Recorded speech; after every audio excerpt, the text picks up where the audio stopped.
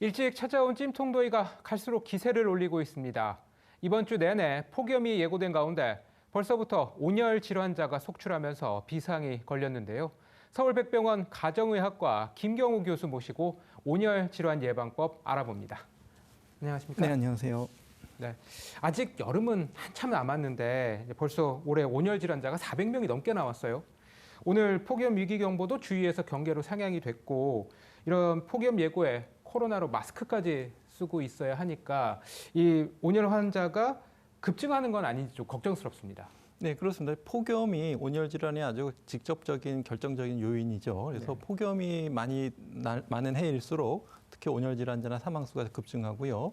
말씀하신 것처럼 올해도 벌써 2달 동안 436명의 온열 질환자가 발생하고 그중에 6분이 사망하셨는데 최근 일주일간 거의 300명 가까이 집중해서 발생되고 3분이 사망하셨기 때문에 아마 이제 이번 주에 더 폭염이 많이 지속이 되게 되면은 온열 질환자 발생과 또 사망이 이어질 수 있는 것으로 좀 우려될 수 있겠습니다. 네. 그렇다면 좀 대표적인 온열 질환의 증상들 어떤 게 있을까요? 네, 이제 온열 질환 하게 되면 아무래도 지금 뜨거운 환경에 장시간 노출됐을 때 생긴 여러 가지 증상과 질환들을 다 통틀어서 말하는데요. 네. 대표적인 것이 가장 위험한 것이 열사병이 되겠습니다. 열사병은 체온이 40도 이상 올라가면서 또 피부가 건조하고 뜨거워지고 또 속이 메시껍고 토할 것 같고 머리가 아프거나 의식이 혼미해지거나 또 정신까지 이르실 수가 있는데 이런 열사병은 사망까지 할 수 있는 굉장히 위험한 상태가 되기 때문에 사전에 매우 주의하시는 것이 필요하겠고요. 대부분 많은 분들이 이제 경험하시게 되는 온열 질환하게 되면 열탈진이 되겠습니다. 더운 상태에서 땀을 많이 흘리고 왠지 피곤하다, 어지럽다. 그러면서 또 수분이 부족해지면서 창백해지고 이런 신호가 올 수 있는데 이럴 때 빨리 휴식을 취하고 수분을 충분히 드셔주셔야 되는데 무리하고 참고 일하시게 되면 열사병으로 진행될 수가 있기 때문에 일단 열탈진 단계에서도 몸이 좀 이상하다 싶으시면은 일을 중단하시고 얼른 서늘한 곳에서 휴식을 취하셔야 되겠습니다. 네. 이 감기만 코로나 증상하고 좀 비슷한 줄 알았는데 이 고열이 난다는 거는 온열 질환하고도 증상이 좀 비슷하네요. 그렇다면 온열 질환과 코로나 이 초기 감별이 힘들 수도 있습니까? 그렇습니다. 일단 열이 많이 난다는 것 때문에 체온이 높다는 것 자체가 네. 코로나19의 증상일 수도 있고 온열 질환일 수도 있는데 일단은 병력상 폭염에 노출되고 나서 갑자기 체온이 많이 높아졌다. 이러면 아무래도 온열 질환을 의심해 봐야 될 것 같고요. 코로나19로 인한 발열 증상은 아무래도 발열이 서서히 하루 이틀 사이에 점점 심해지고 그다음에 근육통이라든지 아니면 기침 같은 호흡기 증상이 발열의 온열의 노출과 관계없이 계속 진행될 때는 우리가 조금 코로나19에 가깝겠다 이렇게 추정해 볼 수가 있겠는데 일단 그런 것이 명확하지 않을 때는 일단은 코로나19 검사를 해봐야 될 정도로 좀 감별하기 어려운 상황이 많이 있겠습니다. 네, 이게 온열 질환하면 매년 여름에 이제 발생을 하기 때문에 상대적으로 가벼운 질환이다 이렇게 생각하시는 분들이 많은 것 같아요. 근데 아까도 말씀하셨지만 이제 사망자도 나오고 특히 북미 같은 경우에는 폭염으로 수백 명이 이제 사망하기도 하잖아요. 그런 걸 보면 이제 결코 가볍게 여길 수만은 없는 질환 같아요. 네, 그렇습니다. 특히 열사병은 이제 폭염에 노출되시고 나서 바로 또 사망으로 이어질 수가 있고 실제로 사망하시는 분들이 계속 늘어나고 있기 때문에 방심하거나 가볍게 여기셔서는 안 되겠고요. 가볍게 여기시는 경우에 더운데 괜찮겠지 하고 밖에서 무리하게 활동하시거나 활동하실 때 뭔가 몸에 이상을 느끼심에도 불구하고 참고 너무 무리하시는 경우에 열사병으로 쓰러지실 수가 있겠고 또 무엇보다 이제 쓰러지셨을 때 공교롭게도 아무도 주변에 도와주는 사람이 없을 때 방치돼서 치료가 늦어지게 되면 또 사망이 될 수가 있겠고 또 쉬고 싶은데 그늘이나 서늘한 곳이 없기 때문에 무더위에 노출돼서 열사병으로 진행될 수가 있기 때문에 방심하거나 가볍게 생각하시면은 바로 사망으로 이어질 수 있는 굉장히 위험한 질환이 되겠습니다. 네. 이 온열 질환은 누구에게나 발생할 수가 있겠지만 특히 더 조심해야 할 분들이 있을까요? 네, 일단 어르신분들, 고령의 어르신들이 많이 이완이 되는데요. 아무래도 통계적으로 봐서도 65세 이상 어르신들이 60% 이상을 차지할 정도로 많이 온열 질환에 이완되시고 또 사망률도 높게 되겠고요.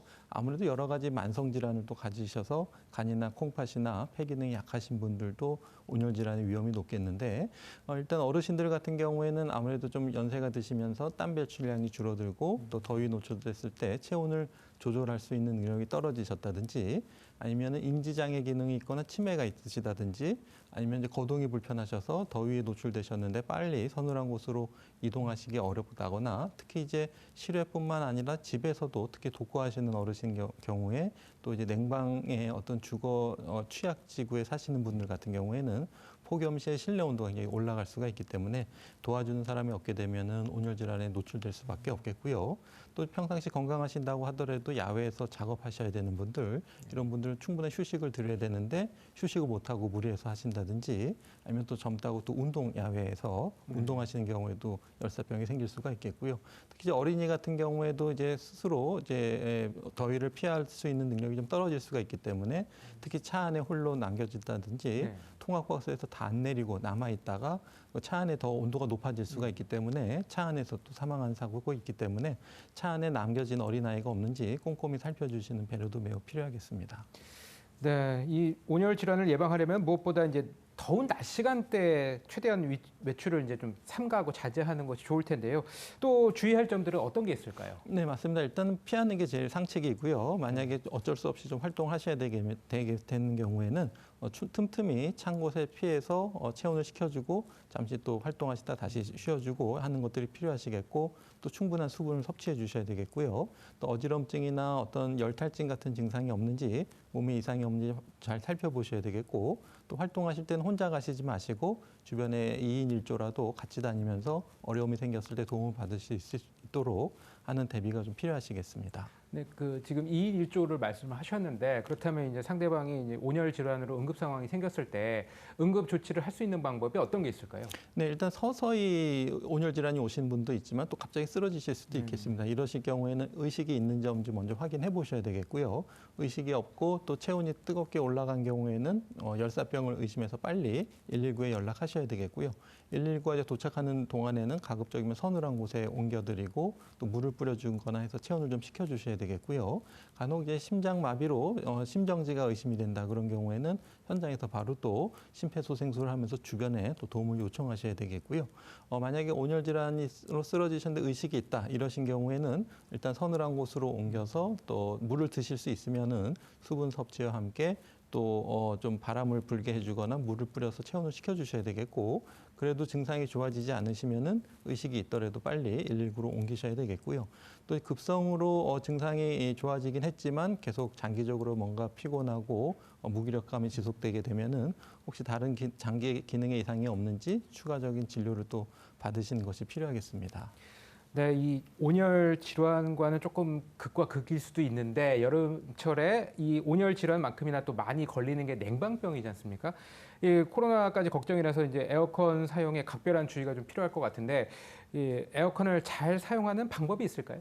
네, 일단 그 에어컨 자체에 있는 어떤 먼지 같은 경우에는 우리가 필터 청소를 잘 해주셔야 되겠고 먼지가 보통 에어컨 가동하고 나서 첫 3분에서 5분에서 많이 나오기 때문에 처음 가동하실 때는 충분한 환기를 한 다음에 그다음에 실내 냉방을 해주셔야 되겠고요. 아무래도 실내에서 밀폐된 공간에 많은 분들이 계시게 되면은 마스크 착용은 필수로 해주셔야 될 것 같고요. 또 온도를 너무 낮추게 되면 또 저체온증, 체온이 너무 떨어질 수가 있으니까 적정 온도 한 26도 내지 7도 정도로 유지해 주시는 것이 필요하겠습니다.